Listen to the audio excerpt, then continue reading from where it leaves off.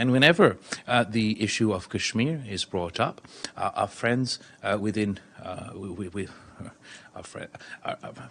our neighboring countries strongly object. तो मुझे वो पुराना गाना याद आ गया कि बिल्लो रानी कहे तो मैं जान दे दूं। तो ये जो बिल्लो रानी है यानी कि बिलावल भुट्टो, ये कल यूनाइटेड नेशंस में फिर से पहुंच गए। वैसे ये देखा जाए तो बिलावल भुट्टो का जो रिकॉर्ड है, जो इनको 6-7 महीने पावर में हुए हैं, उसमें से ये मुश्किल से 10-20 दिन ही रहे होंगे पाकिस्तान में।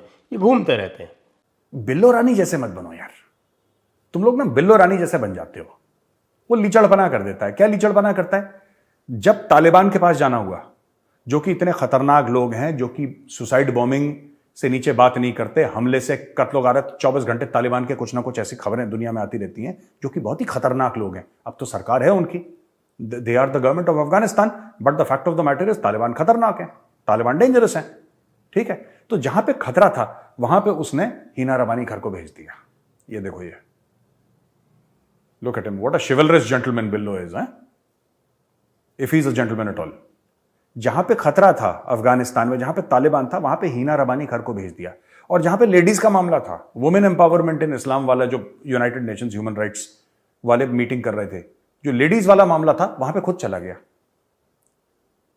ऐसे शेर के बच्चे हैं पाकिस्तान के। देखो, जहां हिंदू राष्ट्र तो नहीं कहते, हिंदू राष्ट्र कहते तो इनको बहुत जोर आता है। वास्तव में इनको कहना चाहिए कि भारत हिंदू राष्ट्र है। यानी कि बिलावल भुट्टो, ये कल यूनाइटेड नेशंस में फिर से पहुंच गए।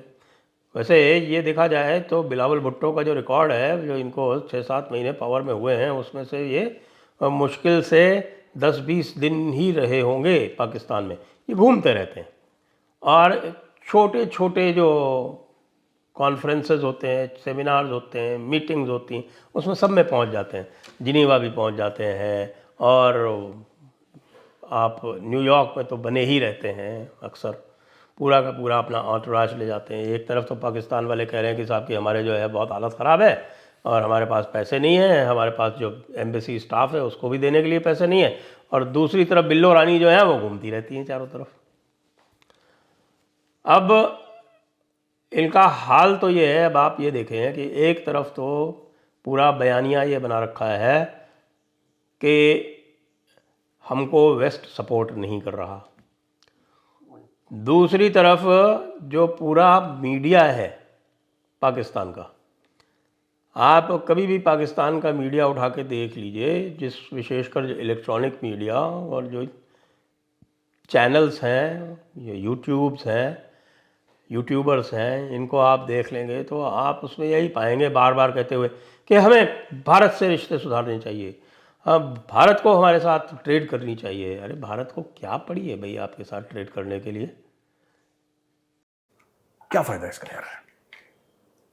मेहनत करके बैंक बैलेंस बढ़ाने का क्या फायदा? मांग मांग के बढ़ा दो। इन लोगों ने इतना मांगा कि मांग मांग के 4 अरब से ऊपर चला गया इनका फॉरेन एक्सचेंज रिजर्व। अब थोड़ा सा और मांगेंगे, 5 अरब से ऊपर चला जाएगा। तो ये IMF के पीछे क्यों पड़े हो तुम लोग? तुम जनरली सबसे मांगो। देखो, ऐसा है कि सिर्फ IMF पे मत तुम अपने आप को रिस्ट्रिक्ट करो, तुम टीम बनाओ अलग से। ठीक है, तुम्हारी 300-400 टीमें होनी चाहिए, जिसमें अमीर तरीन पाकिस्तानी टाई पहनने वाले, इंग्लिश बोलने वाले, ठीक है, उनको दुनिया में भेजो। राइट?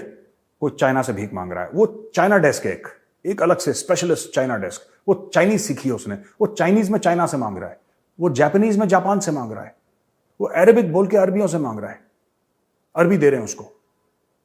ठीक है, वो ऑस्ट्रेलियन इंग्लिश में ऑस्ट्रेलिया से पैसे मांग रहा है, कोई न्यूजीलैंड से पैसे मांग रहा है, कोई साउथ अफ्रीका से मांग रहा है। ऐसे आप कई 100 टीमें बनाइए, मैं बता रहा हूं, और हर एक बैंक के ऊपर लगा दीजिए। मैं तो कह रहा हूं स्टेट बैंक ऑफ इंडिया के पीछे भी लगा दो एक टीम, जो उनके हेड ऑफिस के सामने बैठी रहे, और कुछ दे दो। ऐसे करोगे, जो कल जरदारी ने नहीं बोला था कि पाकिस्तान का 100 बिलियन से ऊपर फॉरेन एक्सचेंज हो जाएगा, ऐसे ही तो होगा तुम्हारा। काम करके थोड़ा ना होगा, काम तो तुम्हें वैसे ही करना नहीं आता। ना तुम काम करके खुश हो, ना तुम मेहनती हो, ना तुम्हारे पास दिमाग है कि तुम दिमाग लगाओ।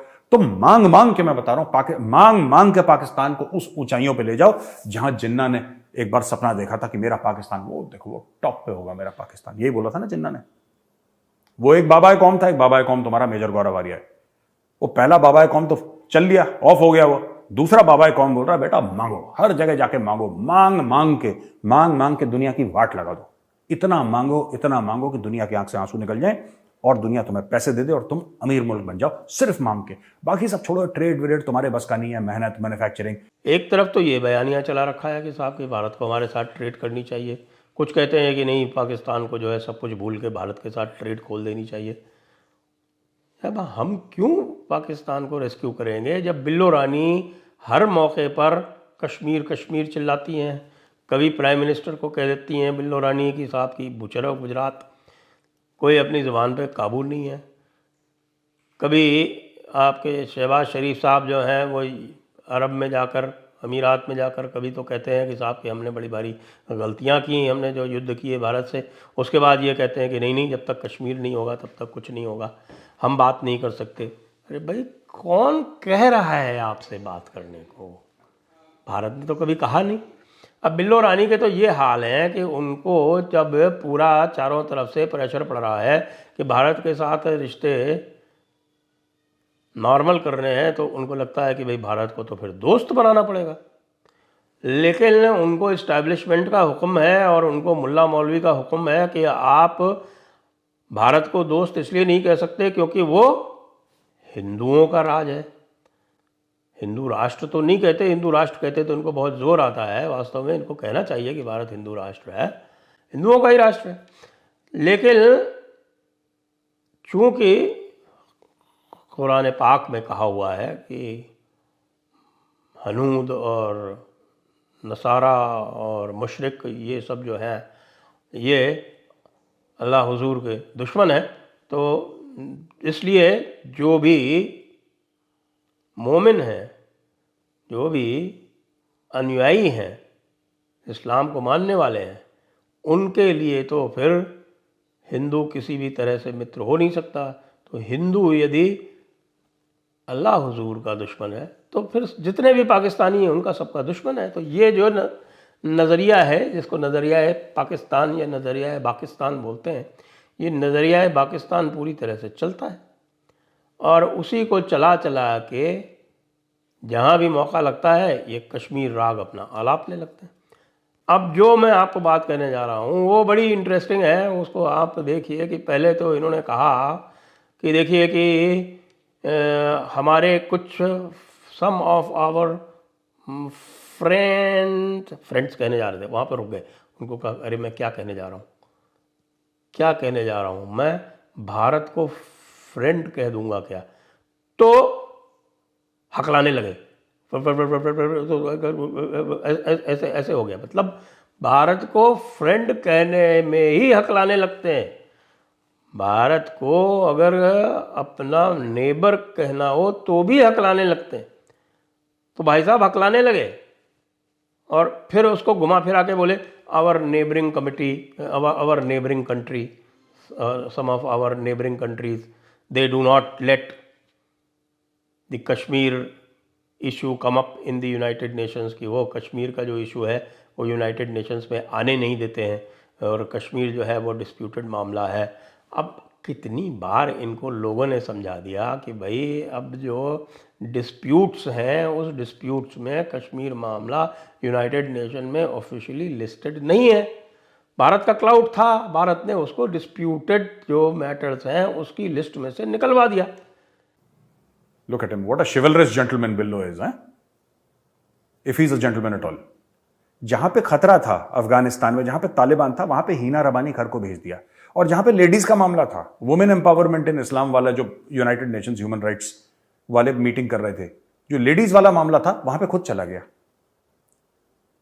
ऐसे शेर के बच्चे हैं पाकिस्तान के। देखो, जहां पे खतरा था वहां पे तुमने हीना रवानी घर को भेज दिया कि जाओ तुम तालिबान से लड़के आओ, और मैं तो लेडीज की मीटिंग है, मैं लेडीज की मीटिंग में जा रहा हूं, मैं जाऊंगा अपना न्यूयॉर्क, वॉशिंगटन जाऊंगा, घूम कर आऊंगा।